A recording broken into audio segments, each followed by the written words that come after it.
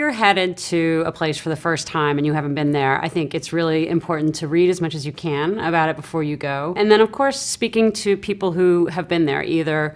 people who've lived there, or ideally actually speaking to journalists who are have just come out of that location and have a very up-to-date sense of what it's like to work there as a journalist, the kinds of challenges you face as a journalist. Remember that when you're talking to, a regular civilian or a doctor, professional who may have left 20 years ago, their sense of what is dangerous or what is problematic may be very different from what you as a journalist would be willing and able to tolerate or step into.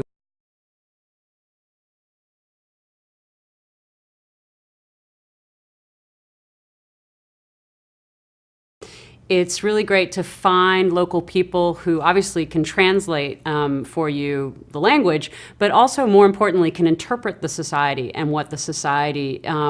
is about, and the nuances of word choice and the nuances of gesture, so that they're really interpreters about the culture as much as they are in the language. When you're a woman working in an environment that's a dangerous environment, I think there are some things that are unique to being a woman there, and I think that for me, being mindful of obviously the local environment, how women dress, being modest if that's appropriate, trying to blend in, not stand out, are important things, and just being aware of the cultural expectations of women. Now, as a foreigner, you can often obliterate those expectations and challenge them, right? But I think at the same time, you need to nod to them and you need to know what they are, and if you're going to break them, you need to make a decision to do so.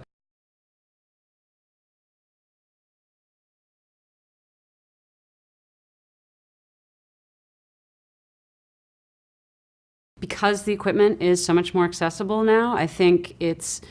easier for people who are just starting their careers to either get closer to something that's really, really serious than they have the experience to, maybe, or misjudge how serious and violent a situation can get. Being with someone who's been around that block before, who really knows what they're doing, is indispensable to learning yourself what the right moves are in a certain place at a certain time in a certain location. If you're pursuing journalism, and particularly conflict journalism, as a career, and that's something that you're committed to, I think it's important to know in your soul why you're committed to it, what part of it is the most important part for you. And then when you're faced with those questions of, oh my gosh, it's more dangerous, do I go, do I stay, do I back up, do I go forward, you can